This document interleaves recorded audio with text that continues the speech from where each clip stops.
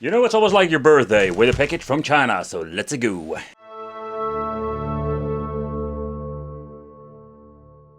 Hey, welcome back to the channel. It's awesome that you're tuning in. So in this video we are going to take a close look at the HD retro game system. This is a high quality computer, and that is a very bold statement, I can say that. But don't believe everything that is on the box, because in this video you will see sometimes things are just a lie.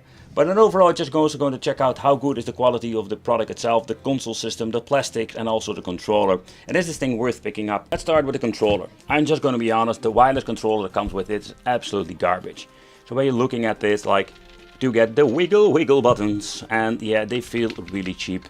The same with the D-pad. It's like the floating D-pad. This is absolutely not like the way you want to play. So it's great to give you wireless controllers, but these things are garbage, so you're not going to use it, I can tell you that. HDMI cable, we also have VGA, and of course the power supply. It's an okay quality, 7.5 volts, so it's a quite weird, interesting power supply, because normally we have 5 or 9 volts. But let's take a close look at the system itself. Yeah, the system itself, so what can I tell about it? Like, it's almost the same mold like the original Mega Drive or Genesis 1, but it is not the same quality. You can already feel and hear it when using the on and off. And yeah, we do also have the slider for the headphone. I think it's pretty damn cool thing that they did this. The reset feels cheap. The dust cover feels okay. I really love the mold, but there's another thing. So if you want to use the attachment, think about the Mega Drive or Mega CD1. Yeah, so there is no way of using this. Another thing I wanted to try out in the future is trying to get the Master System, or yeah, the Master System. The 32X is going to be very difficult to connect, or I need to find a connection cable. I mean, like converters, because we don't have the DIN that we have, or the S-Video connection that we have with the original one. We only have again HDMI. Of course, if you want to use HDMI, there is no way of basically like connecting 32X, and even if it's going to be working. We have like the different region switch over here, so this thing basically has everything that you're going to need. HDMI, but also we do have like the region switch, so you don't have any modifications. Audio jack at the front, and then we do have like the dual board at the back, or at the front. So having a brave right over here. Oh, how easy can it be? How basic can it be? It's so when you're looking at the cover over here, it's like somebody is talking to you. But at the springs, everything is made very cheaply.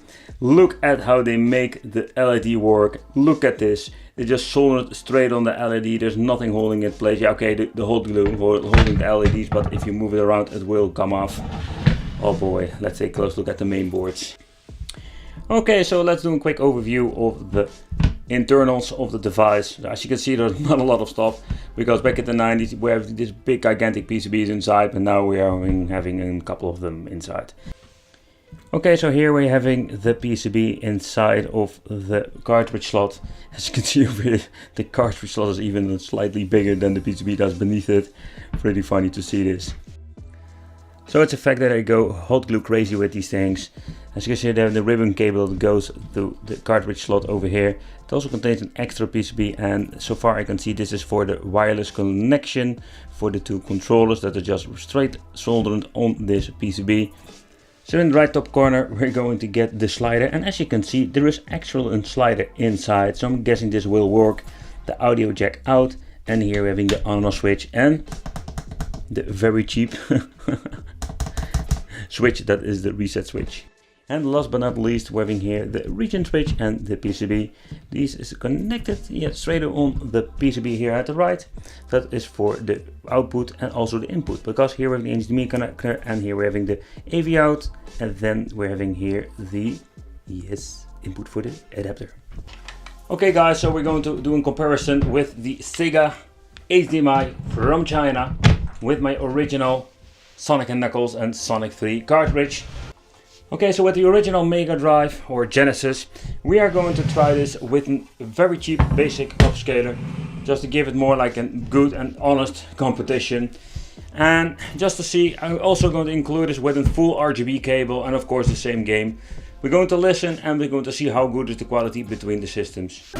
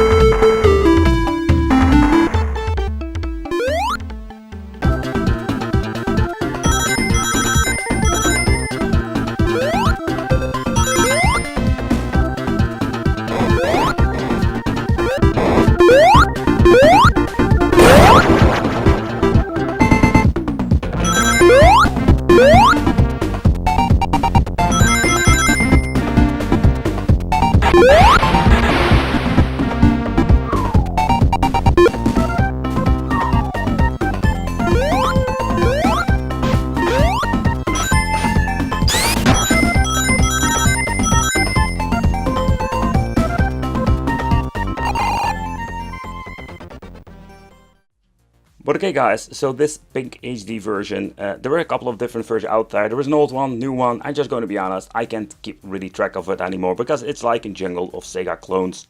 Is it a really good replacement of the original one? I think not. It does have like a lot of flaws, like a lot of, let's say, system from AliExpress. Let me know in the comments what you think of this. Would you like consider picking it up? Would you replace your original system with it? And it would be great to see you next time. Consider subscribing, hit that little bell, become the Wicked family, and it would be great, again, to see you in the next video.